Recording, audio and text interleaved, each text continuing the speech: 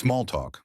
How to talk to people, start conversations, improve your charisma, social skills, and lessen social anxiety by Ashton Sanderson.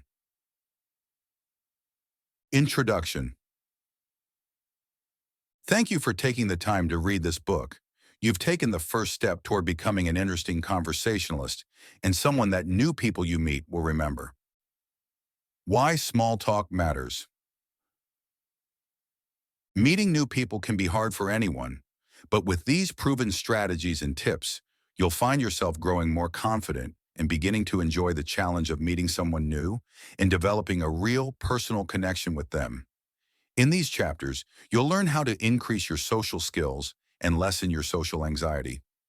We will take you through techniques of good listening, provide a list of conversation starters, address body language, and more.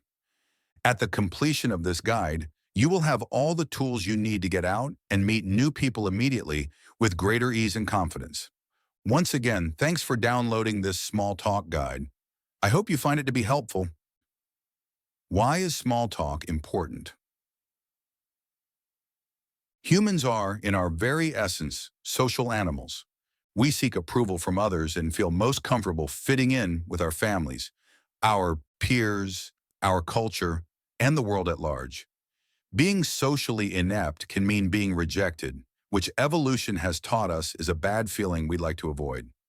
Societies have been based for thousands of years on people getting along, working together, building community, and marching together toward progress. Wow, all that just from talking about the weather is what you might be thinking. But it's true. We're social animals, and talking is our way of getting to know one another. Small talk is a way for people to break down barriers and show one another through conversation that the situation and the person they are talking to is safe. Only after establishing the tiniest bit of trust can we begin to form actual relationships through deeper conversation with those we don't know. Everyone you have met, except perhaps for your family members, once started as an acquaintance you most likely had to engage in small talk. We've all done it, but no matter how much experience we have, meeting a stranger can be hard for anyone. But you don't need to hide away from fear of feeling nervous or having social anxiety. Even for the most experienced, gregarious conversationalists, meeting new people always comes with the risk of rejection. In these chapters, you will learn how to conquer your fear, master your body language, find good topics to talk about, and finally get out there and start meeting people with confidence. 2. Mindset and approach. Now, like anything in life, the most important thing about small talk is the way you approach it. All the strategies, tips, hacks, and conversation starters won't make a difference if you're stuck in a negative pattern of thinking. Don't get stuck in a fixed mindset based in fear, self-doubt, or irrationality. What is a fixed mindset? A fixed mindset means you think that who you are at this moment is who you have always been and who you will always be. You may think, I'm not good at meeting new people. I always say the wrong thing and make a bad first impression. Social skills are just not my thing. I'm happy just staying home. They won't miss me at the party. But those are all fixed mindset phrases. You should focus on a growth mindset. A growth mindset means that you realize and accept that things are constantly changing in your life, all around you, and in your skills and actions. You may not be the best conversationalist today, but everyone can acquire some strategies. Like you've done by buying this book, practice them and become better over time. So let's turn those fixed mindset phrases into growth mindset phrases. I'm not good at meeting new people becomes, I'm getting better at meeting new people. Now, I always say the wrong thing and make a bad first impression becomes, I am learning what to say around people and improving the first impressions I make. Social skills are just not my thing becomes social skills are an array of my life I have, the capacity, ability, and desire to improve upon. I'm happy just staying home. They won't miss me at the party becomes, I am discovering new things about myself by getting out of my comfort zone, and I may be surprised how much fun I can have at a party. See how the I am only this way type of thoughts become, I am becoming better and constantly improving and working on it thoughts? So even if you think you are not the most beautiful social butterfly out there, You can remember that, to use a well-worn metaphor, all butterflies were once caterpillars. If you believe that you are bad at social situations, you have already sabotaged yourself. Believe that you can get better, and you've already taken the first and possibly most difficult step. In the next chapter, we'll look at how you can address your nerves and calm them. 3. Nerves and how to calm them. We cross the threshold into the party.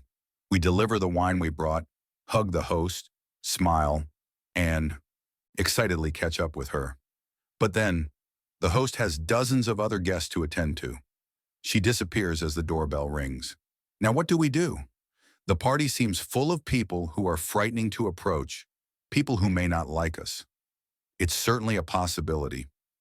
We imagine walking up to someone and starting a conversation, but we also wonder, will they like us? What will they think of us? Facing rejection is tough, no matter how small it is. Even if someone we don't know at all rejects us, we wonder why and may get down on ourselves. Facing all that overthinking, when a party is just supposed to be fun, can be hard. So how can we overcome nerves? Breathe. It sounds simple, but when we are nervous, our bodies can take over without us realizing it. We may start to sweat, our breathing becomes rapid and shallow, our thoughts race, and our stomach can feel upset. But what causes this physical reaction? Just our thoughts. So it works in reverse too. Calming our bodies can also help to calm our minds, just as our minds affect our bodies. This is called the mind-body connection, and it has more influence than you think. So re-enter your body when you are feeling nervous in a social situation. Become aware that you are just standing in a room with people, not on the savannah about to be eaten by a lion, like your body's nerves are conditioned to respond to through evolution. You are safe. Remember to breathe. Focus on your breath and your body will calm. Your heart rate will slow, your breathing will be more even, your stomach will settle, and your thoughts may stop racing. If you can, count to 5 while breathing slowly in through your nose, filling your stomach, not your lungs. Feel the deep breath fully. Then release the breath to the count of 5 as well, through your mouth. These deep breaths will calm your nervous system. If you're at a party, do these breaths under the radar. Take the opportunity to practice your breathing in the car before you go into the party or while you are walking down the block. You and asked to use the bathroom straight away and then do some deep breathing in there. Don't be the weirdo standing in the corner, huffing and puffing. Remember that your reaction is normal. Public speaking is many people's number one fear, as it's so ingrained in our biology. As comedian Jerry Seinfeld said, according to most studies, people's number one fear is public speaking. Number 2 is death. Death is number 2. Does that sound right? This means to the average person, if you go to a funeral, you're better off in the casket than doing the eulogy. And even the most practiced public speakers still get nervous before going on stage, often experiencing the bodily symptoms we just discussed in the last section. Even if they don't feel nervous in their mind, people's physical reactions tend to be similar. No matter how confident you are, you can still feel nervous. So remember that you are not the only person at the party or the meeting or work event who is feeling nervous. If you remember this, you won't feel so alone. It's okay to admit to yourself that you are scared. Just remember that a lot of other people are too. In fact, getting a bit of distance from our emotions and reactions can allow us to the space. We need to acknowledge them while also lessening their power over us. This is a technique from meditation called labeling. When you label a feeling or emotion, it has less power over you because you recognize that you are not the emotion. You are just experiencing the emotion, and it is temporary. So when you're feeling stressed, think to yourself, I am feeling stress. I acknowledge that I am having thoughts of nervousness. My body is reacting to this situation with nervousness. Even just the simple act of naming your emotions and feelings can allow you some relief from them. Meet a lot of new people. Another way to calm your nerves is to practice. In psychology, when someone is afraid of spiders, a tactic used to help them get over that fear is called systematic desensitization. This means exposing the person over and over to spiders. First, it may just be progressive photos of spiders, from small to large. In the next step, the psychologist will hold a spider at a distance. Finally, the patient may be able, by him or herself, to hold the spider, having conquered the fear slowly through these increased stages. You can use systematic desensitization in your life as well for meeting new people. If you get used to meeting new people all the time, you will slowly become less frightened of it, just like the person with a fear of spiders. You can start slowly by just making it your goal to make small talk with someone you already know, perhaps a coworker at the office whom you don't talk to much. Next, move on to a bigger goal, like making extra small talk with your coffee barista in the morning, or someone familiar, but who you don't really know. Then move on to making small talk with a stranger to you, but maybe someone that a friend of yours knows. If you always get brunch with your friend Lucy on Sundays, ask Lucy to bring along a friend of hers you've never met before.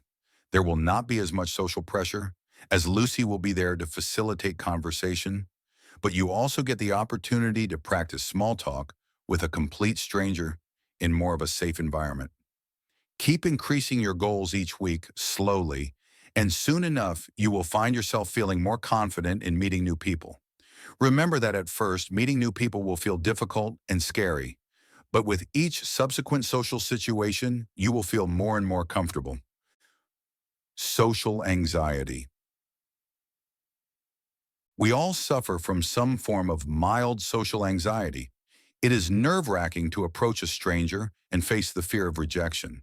We also fear awkward silences, or that someone might be mean or rude to us. But often we are catastrophizing an event or situation in our head. If we feel the slightest bit nervous about something, we can imagine all the ways it will go wrong, visualize the worst-case scenario, and convince ourselves we need to get out of that situation pronto. But of course, the worst rarely transpires, especially in the way we see it in our minds. We worry no one at the party will like us and we will be laughed at. We worry we will completely forget the words to our work presentation speech or won't wear our pants to work that day, as the common nightmare goes. These mental crutches hold us back, however, because our brains are naturally inclined to think of negatives rather than positives. We don't think of the best-case scenario. But what if we did?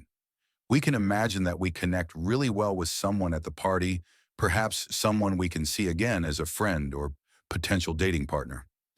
We can imagine that our work presentation goes so well that a coworker or our boss compliments us on it afterward, and we remembered to wear our pants. If we don't attempt to exercise a bit of intentionality, our imagination can run wild and get away from us. So a tactic you can use if you experience a social phobia is to imagine all the good ways a scenario can go and try to minimize all the negative things you imagine. Or you can make an attempt to limit your imagination entirely and try not to think about possible outcomes for the event, presentation, or date. After all, it hasn't transpired yet, and worrying does nothing to improve the future. It only ruins the present moment, as the saying goes. Another strategy for social phobia, when it keeps us from getting out of the house in the first place, is to remember that you only need to attend the party for a half hour. You can always leave. Sometimes I have trouble pushing myself out of my comfort zone if the idea of an event is making me nervous, or I convince myself that I'd have more fun staying in. But I only need to remember that I can return home whenever I like, and then I know that I can push myself to go out for at least 30 minutes. One final note about social anxiety. Though many of us probably suffer from a mild form of social shyness, if you suffer from diagnosed social anxiety, it is best to consult a trusted and licensed medical professional about steps you can take. In the next chapter, we will discuss how listening is actually the most important part of talking. 4. Good listening is your greatest ally. It may sound weird to say that the best way to improve your conversational and small talk skills is to say nothing at all, but that's exactly what this chapter is about. Often when we are engaged in a conversation that puts us out of comfort zone, we focus so much on saying the right thing and our minds racing that we forget to ever listen to what the other person is saying. The idea that people are terrible at listening to each other may be comforting.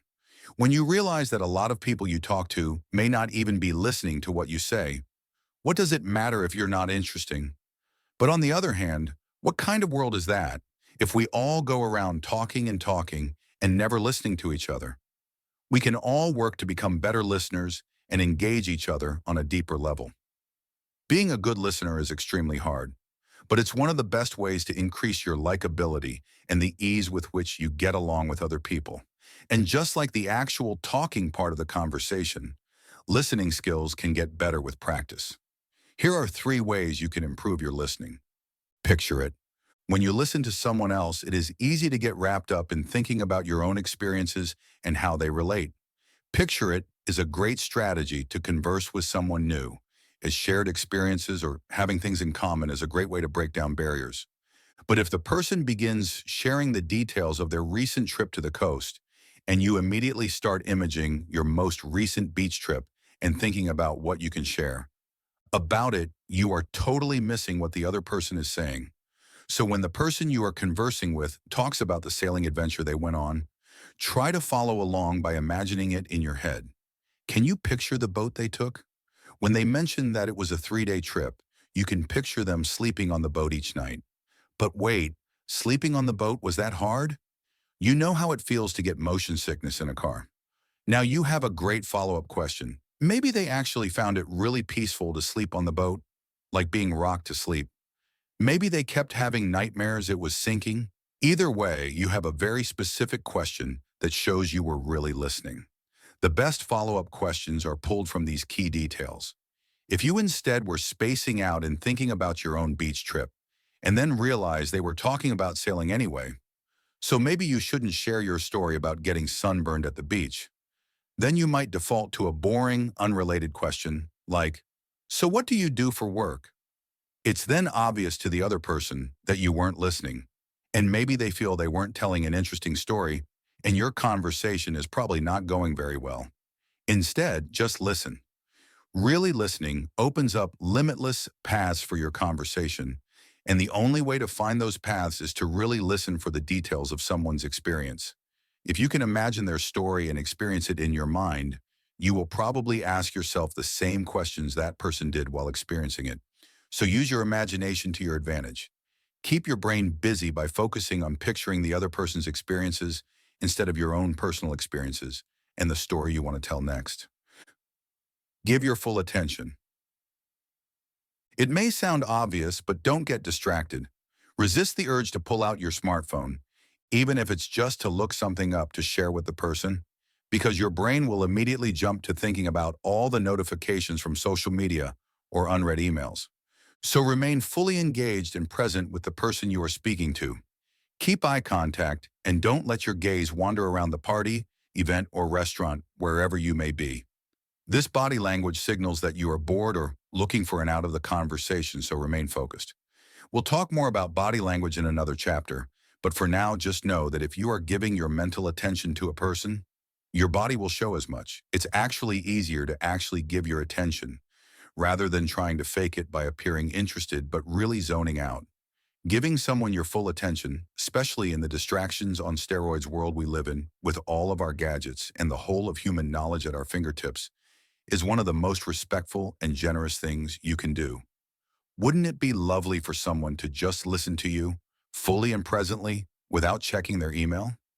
If you give the people you know, and those you have only just met, your full, undivided attention, you may find you start to receive the same in return more often. Imagine you'll tell someone later. One of the best tricks for comprehending something and remembering something is to imagine that you'll be explaining it to someone else later. This is a strategy that students can use for tests, but it's also a mind frame you can use when listening to someone else speak. We recall information better when we process it in our own minds and have to repeat the information back. If you imagine you will tell someone later about the conversation, you will be more likely to pay attention and remember the important parts. In the next chapter, we will move on from listening to, yes, finally, the actual talking part of small talk.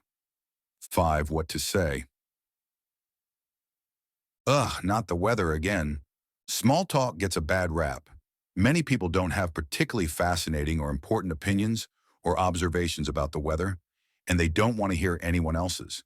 They don't care about the local sports team. They don't want to talk about where they work and for how long again. But remember that small talk plays an important social function in our society.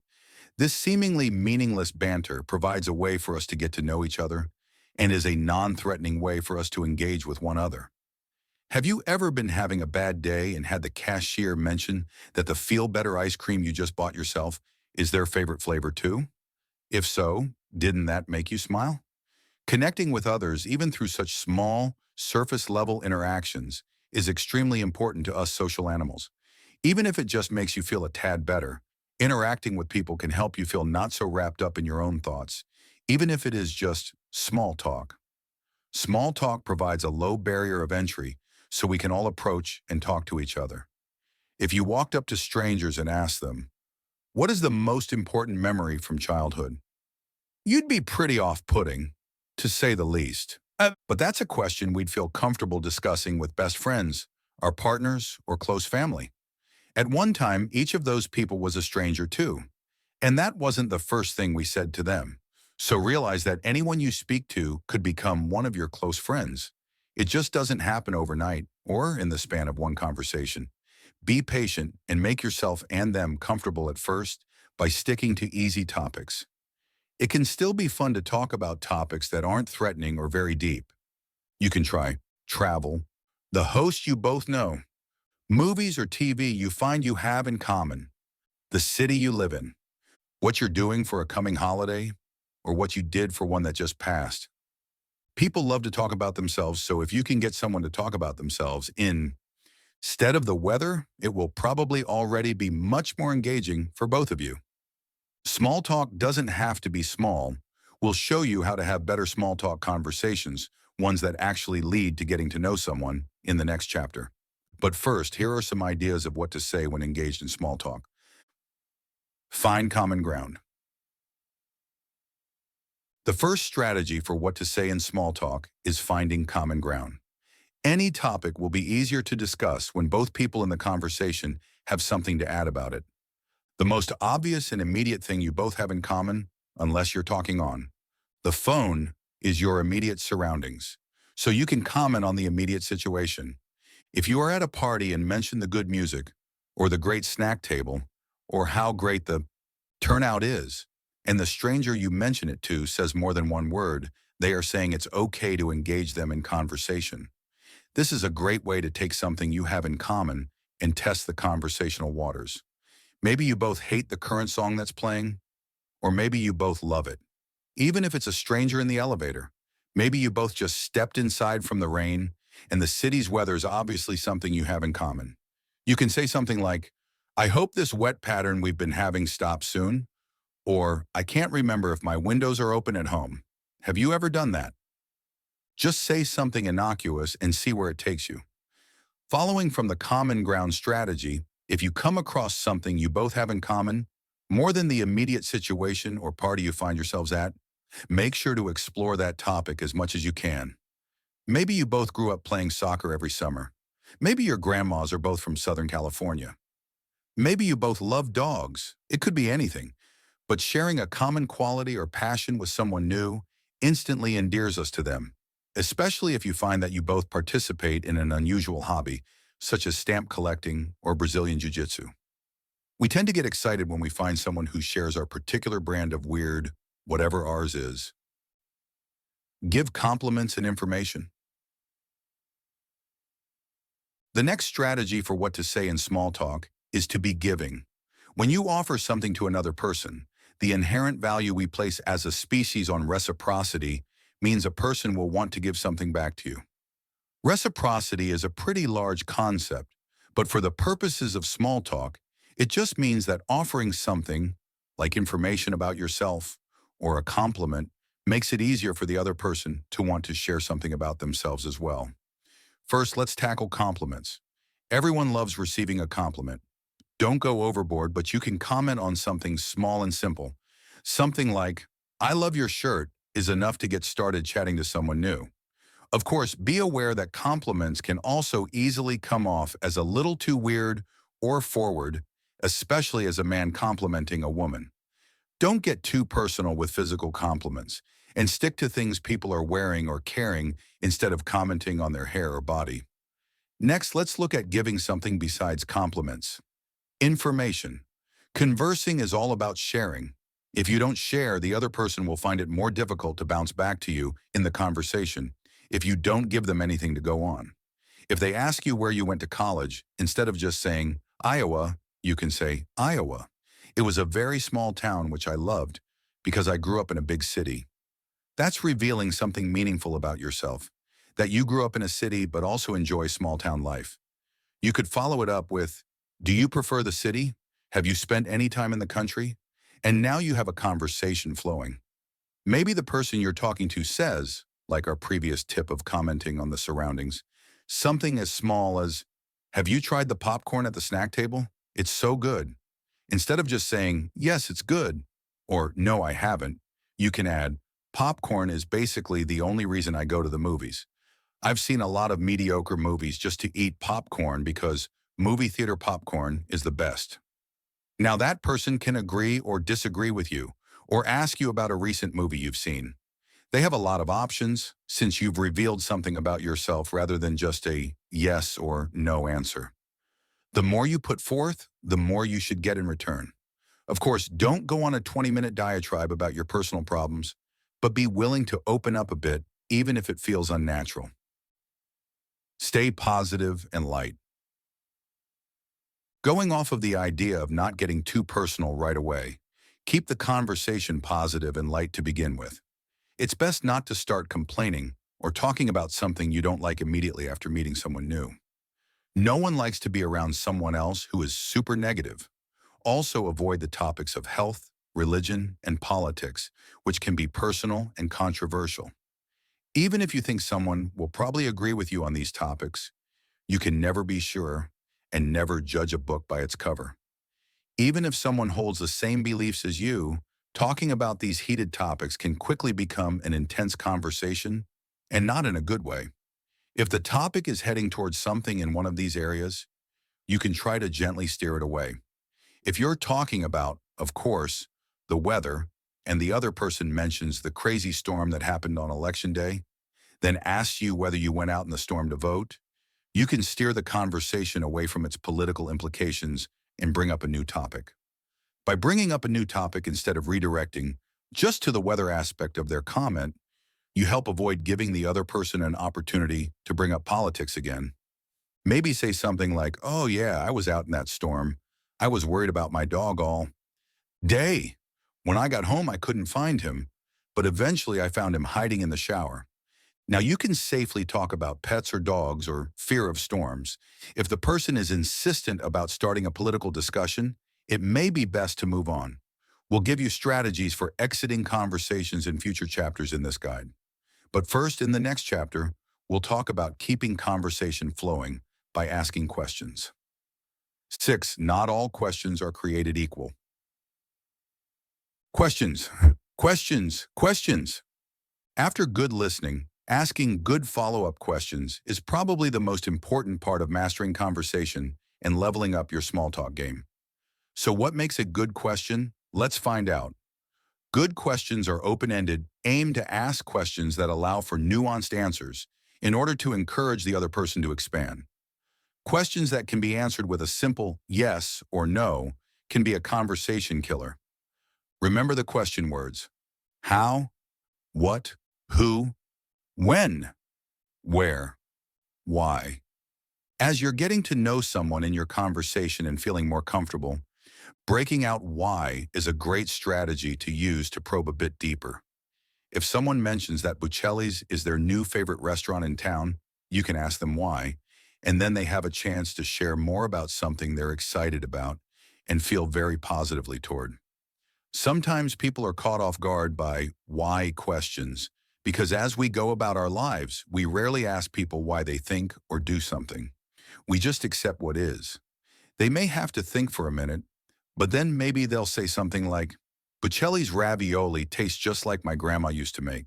She actually grew up in Italy. She taught me so many bad Italian words when I was a kid. Their grandma sounds like a fabulous cook and a spunky lady. What a great topic to ask more about. Good questions are superlative. Good questions are also superlative. Superlative refers to the extremes of something. The best, the most, the least, the craziest, or someone's favorite. When you ask a follow-up question, asking a superlative is a good way to have someone talk about something that they find engaging. If someone mentions that they've been living in the same neighborhood for 10 years, you can ask them what the best thing about living there is, or their favorite thing about it. Clearly, they've stayed a while. If someone mentions that they've worked in HR for years, you can ask what the craziest way someone quit a job was. If someone loves traveling to Las Vegas, what's the biggest winning they've ever witnessed at the casino? The biggest loss? But try to make the question impersonal. For instance, have you ever seen someone win more than $10,000 at once? Or set the slot machine off on one of those crazy ringing frenzies? Asking superlative questions makes for an easy way to open someone up about their most memorable experiences. Sometimes I find that when someone asks me a superlative question, it sometimes is something I haven't thought about before. That makes that person a lot more memorable to me, as the conversational experience they provided was unique, interesting, engaging, and new. Don't interrogate. Remember, don't let the other person do all the talking. If you're feeling nervous, you may be inclined to share less instead of more. But then you give your conversational partner less to work with and ask you follow-up questions about. So don't only ask questions and don't ask a ton in rapid succession if you're not getting good responses back. This may be a sign that they're not interested in being asked so many questions about the topic you're inquiring about. So also share about yourself for a bit and feel comfortable doing it. If someone is sharing details about themselves with you, you should do the same as a courtesy with them. Conversation is like a tennis match or a game of catch. You hit the ball back and forth, and each person should be contributing about equally. If someone is talking at you, this won't be a pleasant conversation experience, like getting tennis balls repeatedly hit at you when you're not even holding a racket, or getting a ball thrown at you without a mitt. In the next chapter, we'll give you tips for exiting such conversations. 7. Feedback and ending. A conversation. Being good at small talk is not only about knowing how to talk and listen well, it's also about knowing how to end small talk conversations. Sometimes it's just the natural end to a good conversation and meeting someone new. However, sometimes we meet someone we'd rather not spend time conversing with, someone who brings up controversial topics, talks at us instead of to us, or in some way makes us uncomfortable. Don't feel badly about leaving conversations like this. You know the difference between a conversation that's not great because, though the people have good intentions, they're just not good at casual talk, and a conversation that's uncomfortable because one person is just a blowhard or jerk.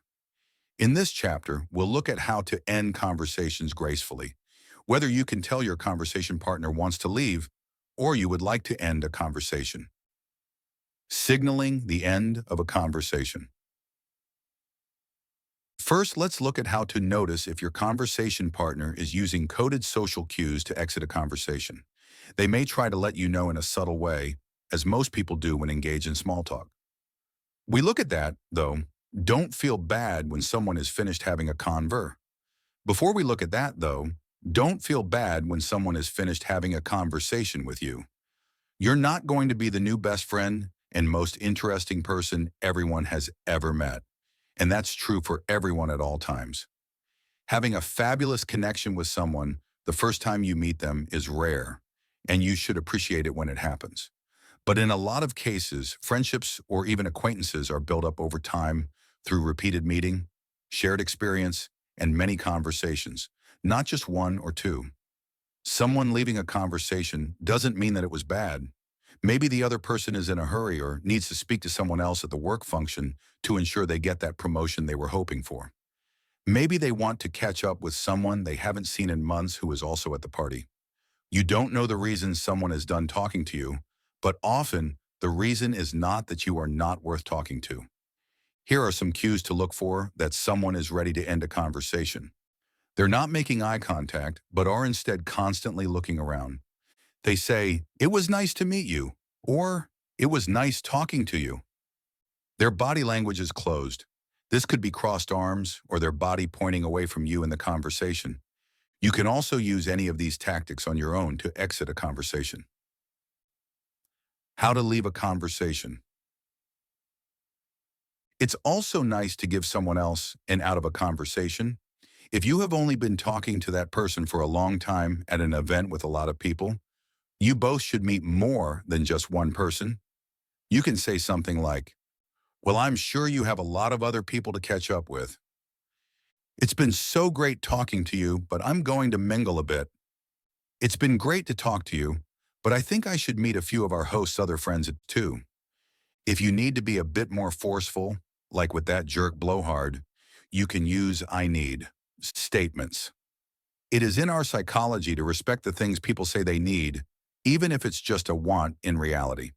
You can say things like, "Excuse me, I need to use the bathroom. I need to refill my drink. It was nice talking to you. I need to make a phone call, excuse me." Like all things in life, even good conversations must come to an end. Don't feel bad about it, as that just means it's time to practice small talk with someone new. In the next chapter, we will discuss some phrases you can use as conversation starters when you meet new people. 8. Conversation starters. At a loss for topics to talk about, ways to approach someone, or how to keep the conversation going after it's stalled a bit? In this chapter, we'll add on a few tips for starting conversations and provide a list of good questions to spark interesting discussion. Tip: remember names. It is incredibly important to remember people's names. Many books about winning friends or getting people to like you suggest using a person's name as often as possible when talking to them. However, this trick has been around as advice for about 80 years, and it has been given as advice in the realm of sales. So I actually would advise against this strategy. We're so used to salespeople and telemarketers doing this that it tends to feel very salesy, off-putting, and fake. However, I highly recommend remembering someone's name and using it once or twice in the conversation, usually at least when you say, "Well, it was nice talking to you, Jen," and leave a conversation. When we meet someone new, we're getting so much sensory input and are so wrapped up in how we're coming across that the opportunity to actually hear and remember a person's name sometimes slips right by us. We worry about our handshake and grip, or whether we'll shake hands at all, as in some informal settings it's no longer customary. How we'll introduce ourselves, what the person looks like, what we look like, how much eye contact to make, and on and on. How often have you met someone and realized less than 5 seconds later that you have absolutely no idea what his or her name is? What you can do in such a situation is be more mindful when you're meeting a new person and really focus on their name instead of all the other sensory stuff we get wrapped up in. If you still forget their name, you can politely ask something like, "By the way, I'm so bad at names, I'm sorry, but what is your name again?" They'll probably be flattered that you even ask, as most people just try to avoid the topic of names once the initial introduction is over. Prepare beforehand. Another tip for beginning conversations is to prepare beforehand if you know you're going into a situation where small talk will be made. On your drive over to a barbecue, think of at least 2 or 3 conversation starters to bring up if a conversation begins to stall. Scan a newspaper before you leave the house to see if there's a big news story you can talk about. Though once again, avoid politics, religion, or controversy. Think of what movies recently came out and whether you have any interesting information about them, like reviews or awards, even if you haven't seen them. When there is silence in a conversation, you may immediately assume it's an awkward silence. Do not have this mindset, however. A period of silence will always feel much longer than it actually is, so don't feel stressed about how long the break in conversation is. Also, the silence is just that, a break.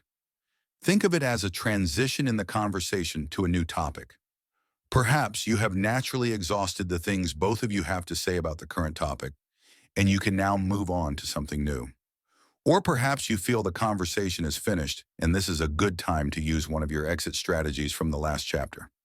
Let's move on to a list of conversation starters you can use. 8. Conversation starters.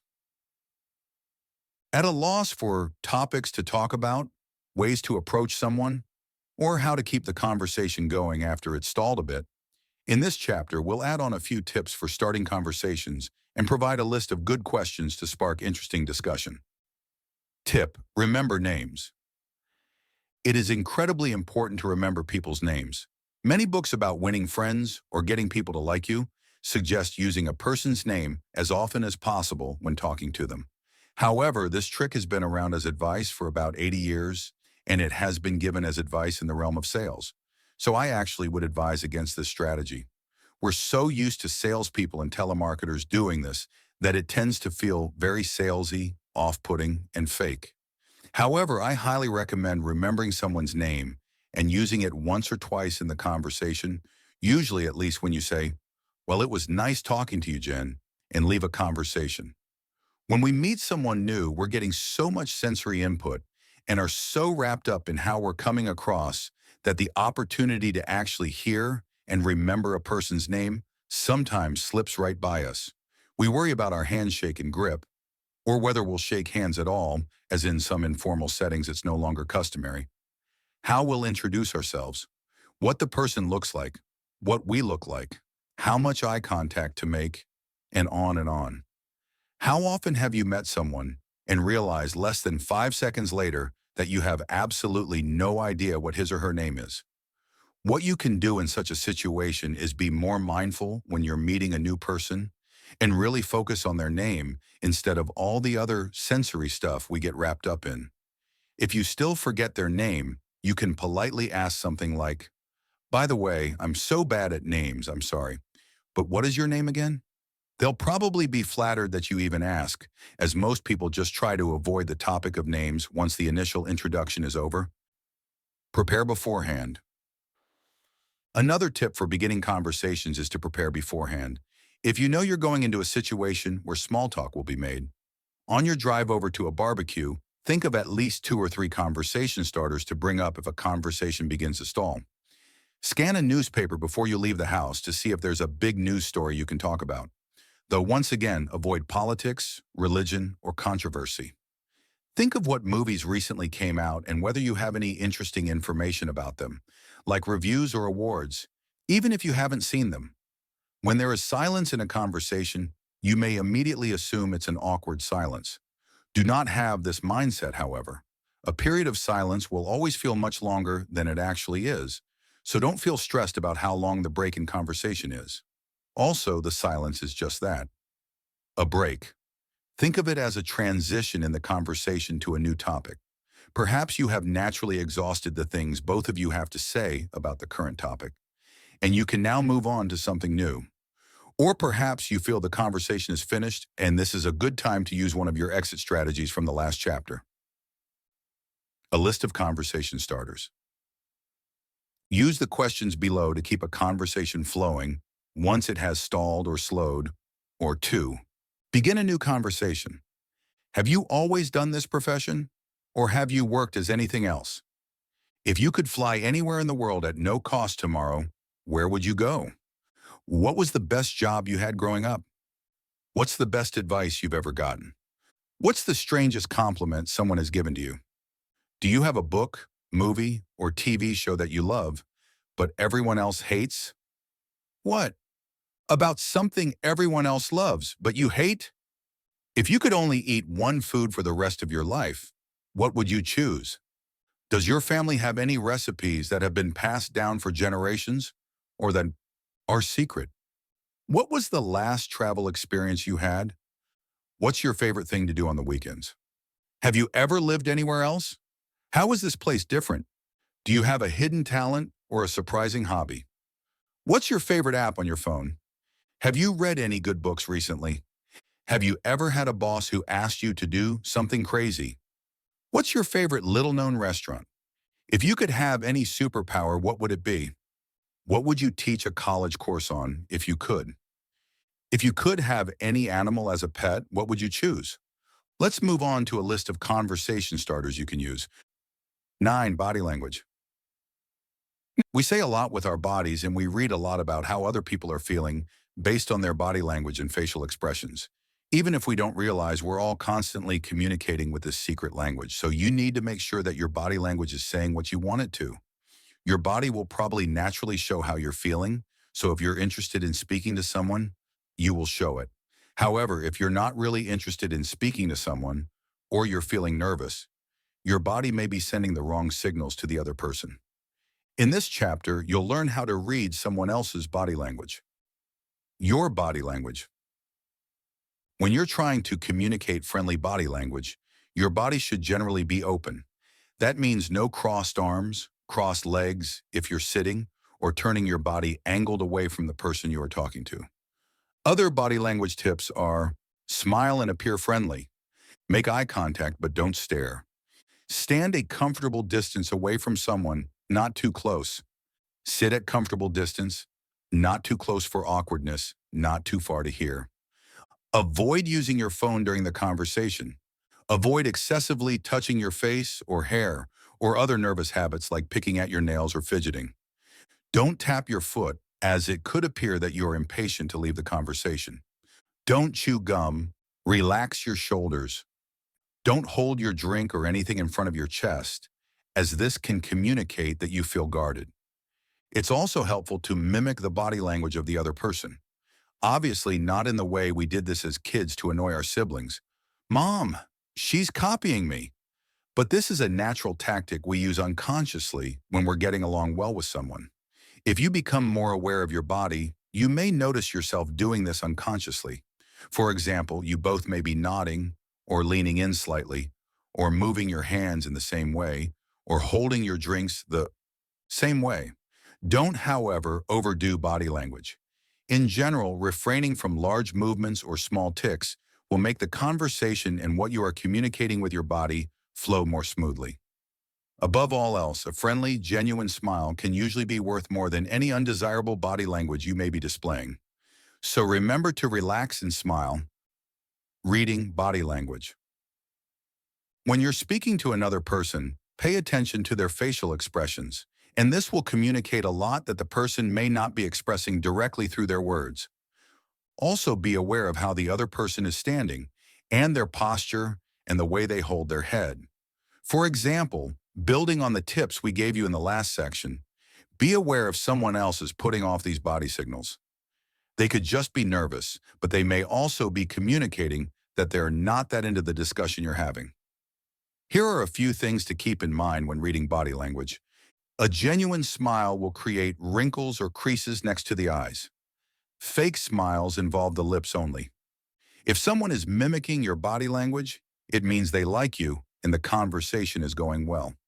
Someone may be lying if they hold eye contact for an extended period of time. Raised eyebrows or pursed lips can mean that the person is experiencing discomfort. A tight jaw means the person is stressed out. Crossed arms or legs are closed, body positions that may mean the person is not that open to your ideas or the conversation. An excessive amount of head nodding may mean the person is worried about getting your approval. Notice where the person's feet and legs are pointing. If it is away from you, they may be signaling they want to escape the conversation. Excessive blinking or facial movements can indicate anxiety. If someone looks at the floor a lot, they are probably shy or embarrassed. Normal eye contact is meeting the eyes and holding eye contact about 80% of the time, and usually not for more than 7 seconds. Leaning in towards you means the person is interested in the conversation, or maybe that the party is very loud. The last point that should be made about body language is that it can vary a bit from person to person, so don't automatically give up on a conversation if someone is crossing their arms, or think you have a new best friend if someone is leaning into the conversation. Use body language cues in tandem with other context and what you know about small talk to assess how things are going. That's just a brief intro to body language, as we could spend books explaining all its finer points. In the next chapter, we'll look at small talk for dating. If you're in a committed relationship already or don't have an interest in dating, you may find this chapter interesting and helpful in the general sense of turning small talk into deeper talk. 10. Small talk for dating, or turning small talk into deep talk. When we start with small talk, we often want to make the conversation go a little deeper. Some people really hate talking about the weather. I'm not one of them. I find it endlessly fascinating. Or some people hate talking about their job. No matter your feelings about small talk, the ability to turn a small talk conversation into something more, whether that's on a date or just making a new friend, is the key to lasting connections with people. In this chapter, we'll look at a few ways to turn small talk conversations into deeper level conversations. Stories are better than facts.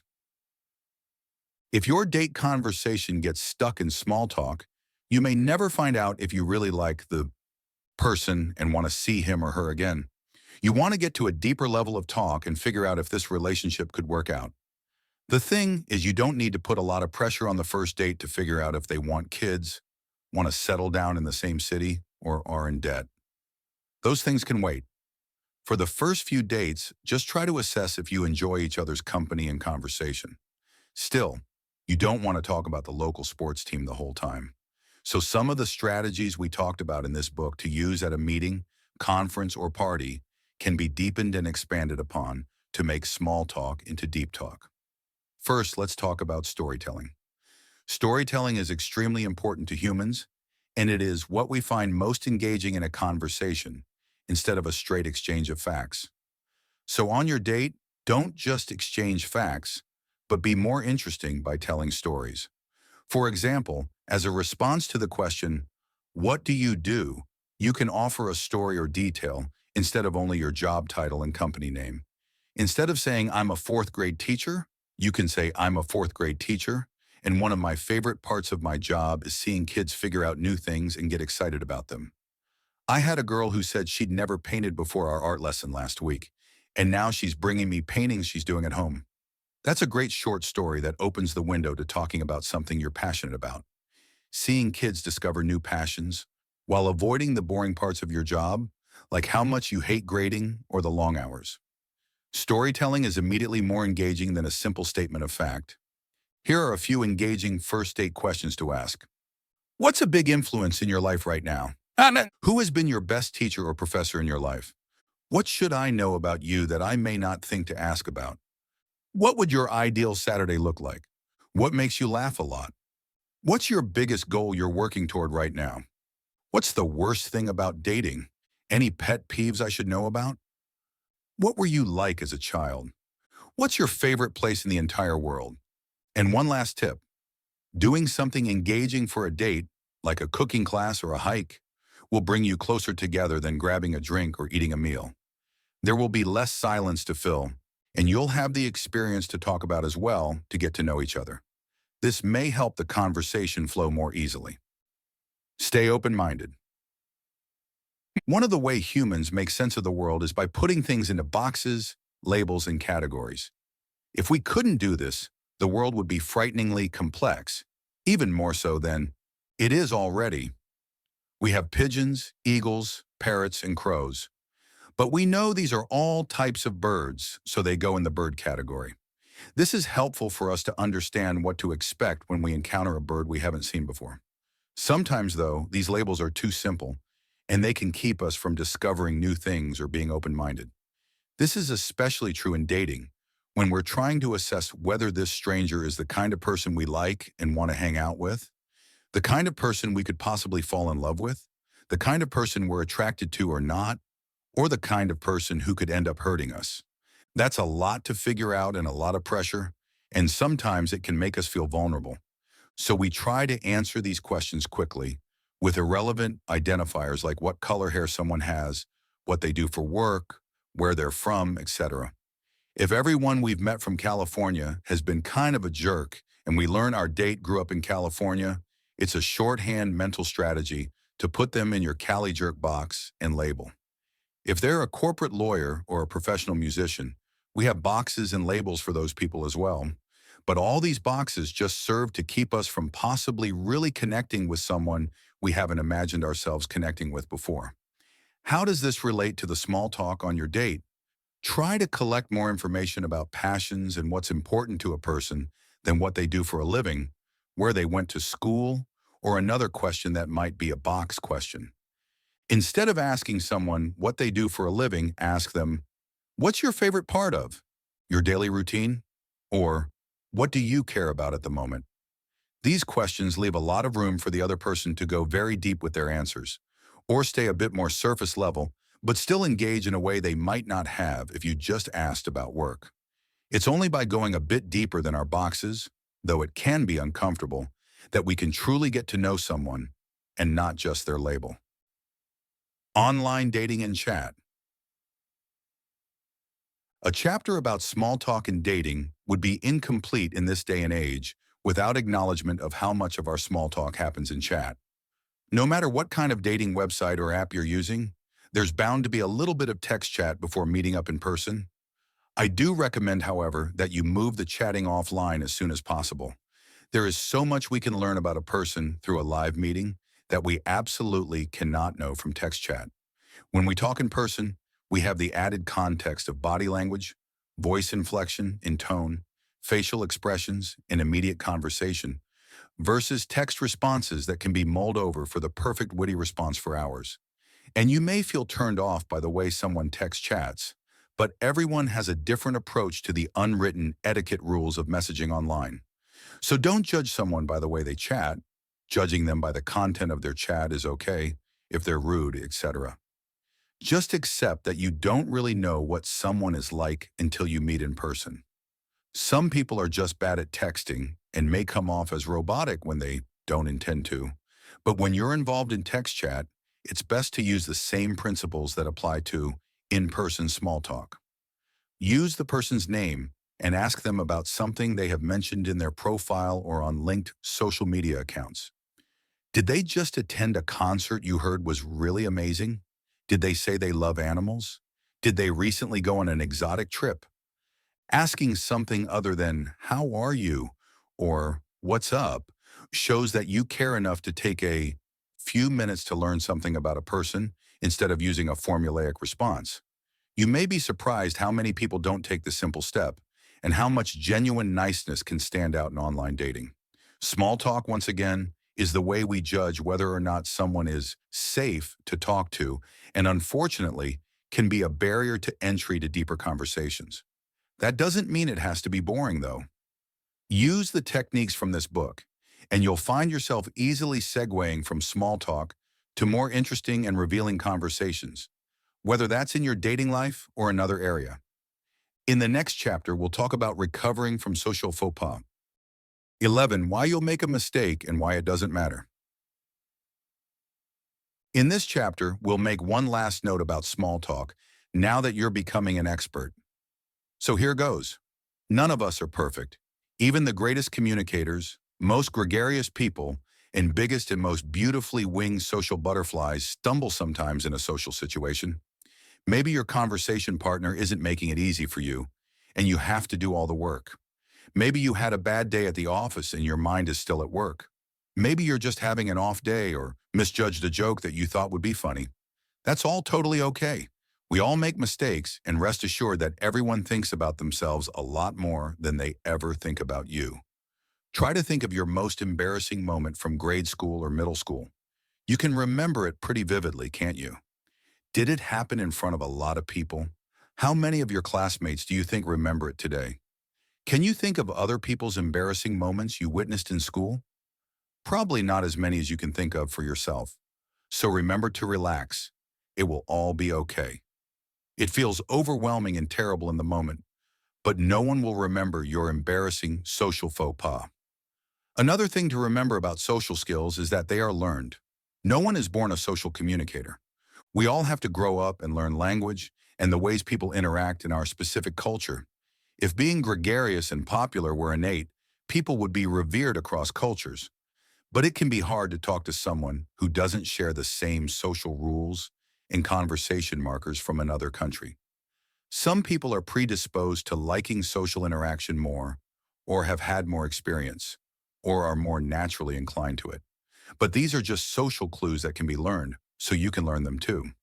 Everyone thinks they're worse at small talk than they actually are. Your social skills are a muscle, and just like when you are weight training, you need to stretch them, work them, and keep stretching and working them and challenging them to grow those muscles. Right now, you may feel like you're lifting very little socially, with our weightlifting metaphor. Maybe you can only lift the bar. But with practice, you'll be able to add a bit more weight and then a bit more. Weight training has a strategy of training to failure, which means lifting until your body physically cannot do it anymore. Your body fails at the task. So each time you make a social faux pas, you're training your social skills to overcome failure and therefore getting stronger. After you go through these strategies and start to learn more about social skills, you will definitely make some missteps. And once again, that's totally okay. It just means you're improving. As long as you learn from the situation, realize what you could have done better, and then move on, you're doing wonderfully. Your social skills and small talk muscles are growing with each interaction, especially those that you feel you didn't totally crush. Don't freak out and go into a downward spiral thinking that you're bad at small talk. You are a growing little caterpillar and a future social butterfly, and that's what is important.